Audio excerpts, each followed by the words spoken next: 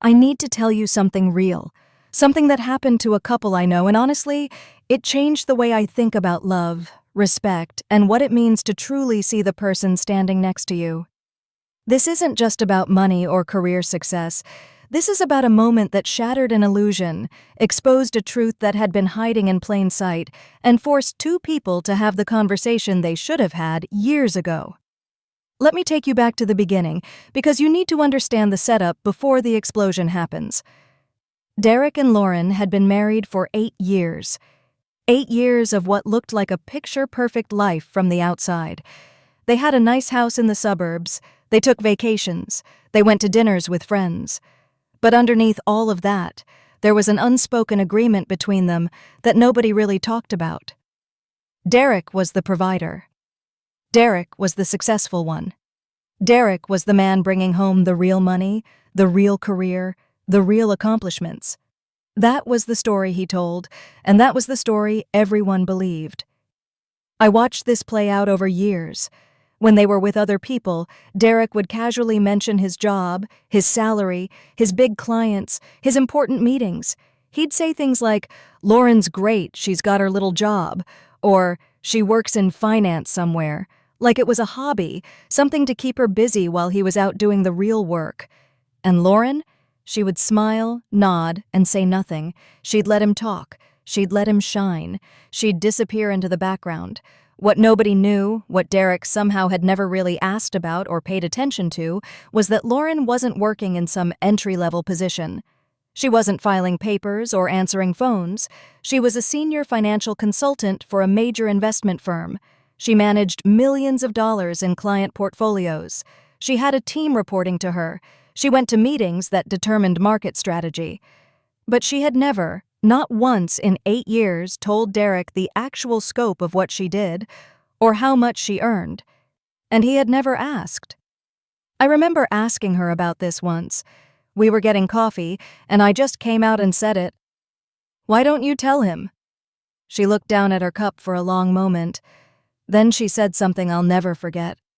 She told me that every time she thought about telling him, she saw his face. She imagined how it would land. He had built his entire identity around being the provider, the successful one, the man who had it all figured out. What would happen if she revealed that she was making almost 3 times what he was making? What would that do to him? What would that do to their relationship? So, she made a choice. She stayed quiet. She downplayed her job in conversations. She let him think she was less than she was. And for years, this worked. It kept the peace. It protected his ego. It kept him feeling like the man of the house. But it also meant that Lauren was living a lie. Every single day, she was pretending to be smaller than she was. That's the thing nobody talks about enough. The emotional cost of shrinking yourself for someone else's comfort. The way a woman can be incredibly successful, incredibly accomplished, and still feel like she has to hide it because she's afraid of what her own husband will think. That's a kind of loneliness that runs deep. Then came the business meeting that changed everything. It was a Wednesday afternoon in late fall. Derek's company was partnering with a new client, and it was a big deal for him. He was excited about it, talking about it all week. He mentioned that Lauren would be there too, which was unusual because they rarely attended the same professional events. But this client had requested a presentation on their entire financial strategy, and Lauren's firm was involved in the consulting aspect, so naturally she would be in the room. Derek saw this as an opportunity. He was going to introduce his wife to all these important people. He was going to show her off. In his mind, he was being generous, showing her what real business looked like, letting her see him in his element. He dressed carefully that morning. He was confident, pumped up, ready to make an impression. He even asked Lauren to wear something nice, which was his way of making sure she looked good standing next to him.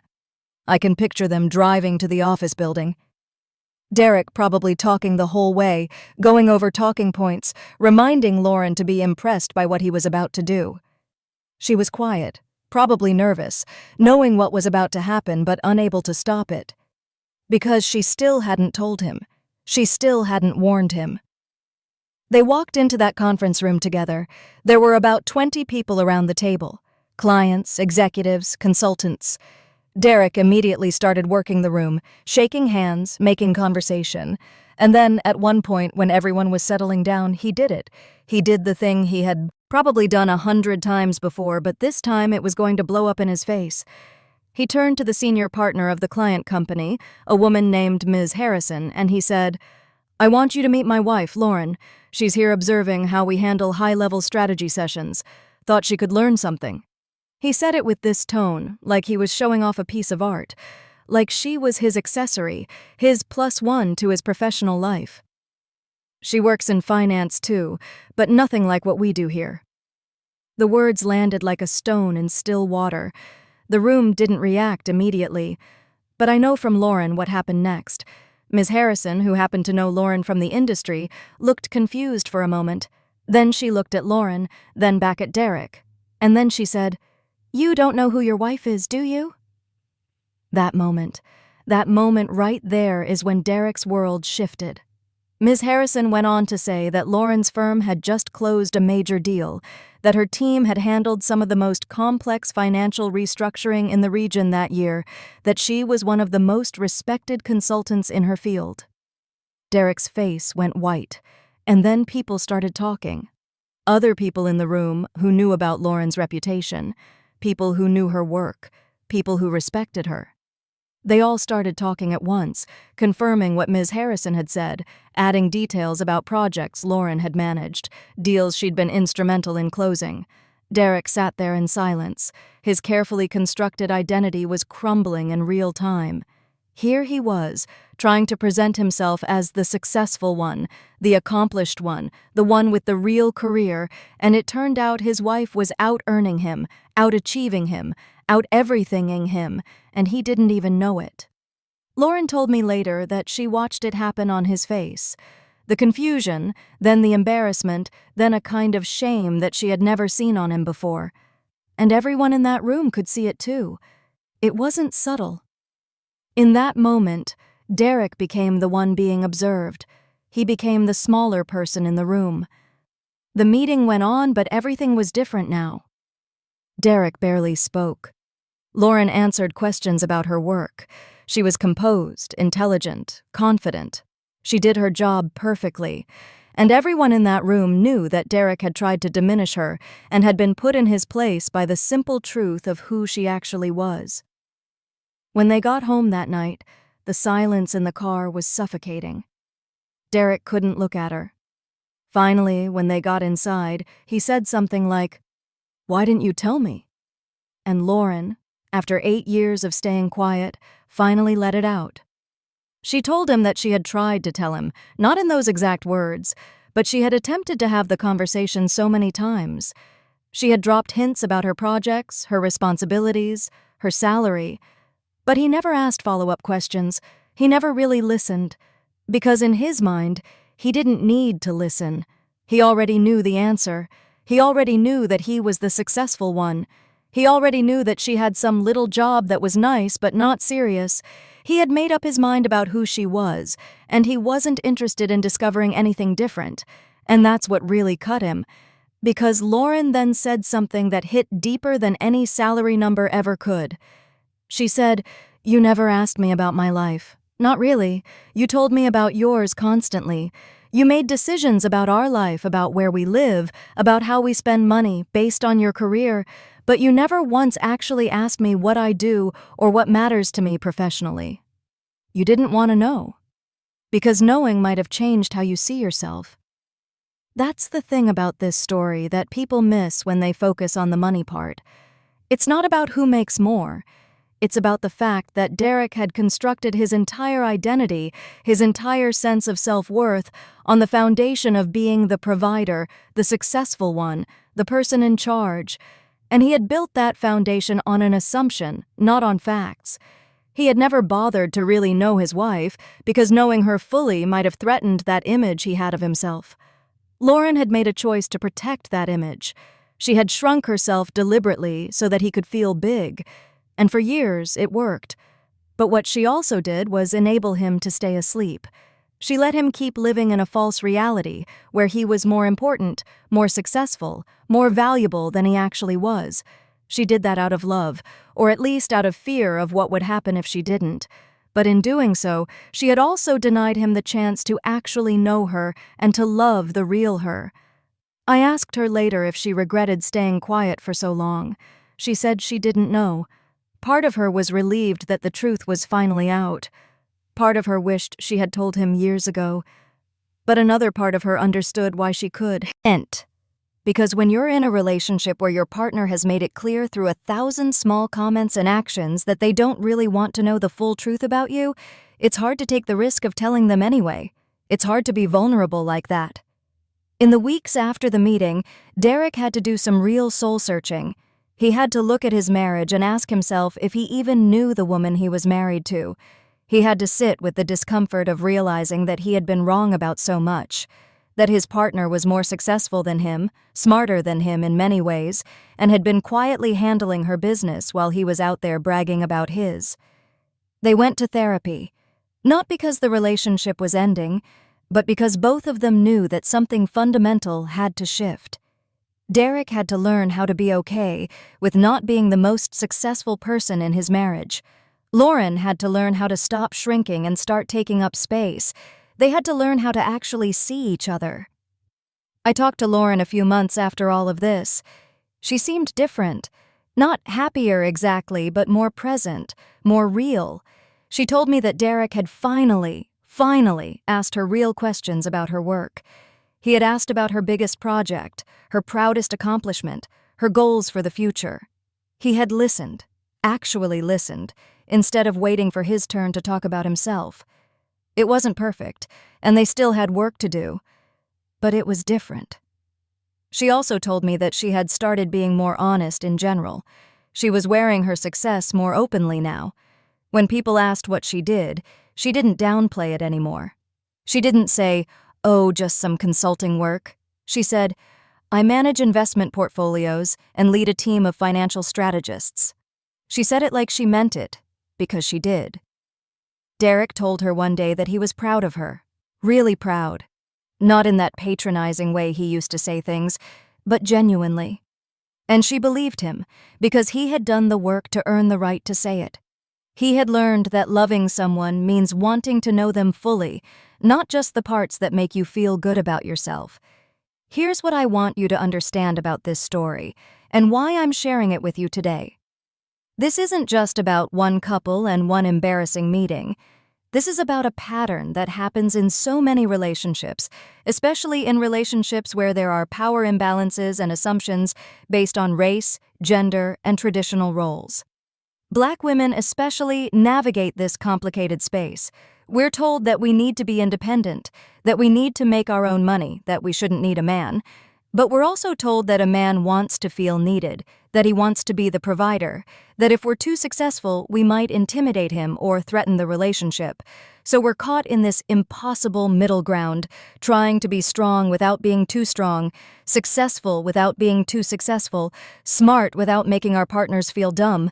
And the thing is, when we choose to stay quiet about our accomplishments to protect a man's ego, we're not just protecting him, we're hurting ourselves. We're telling ourselves that his comfort is more important than our truth.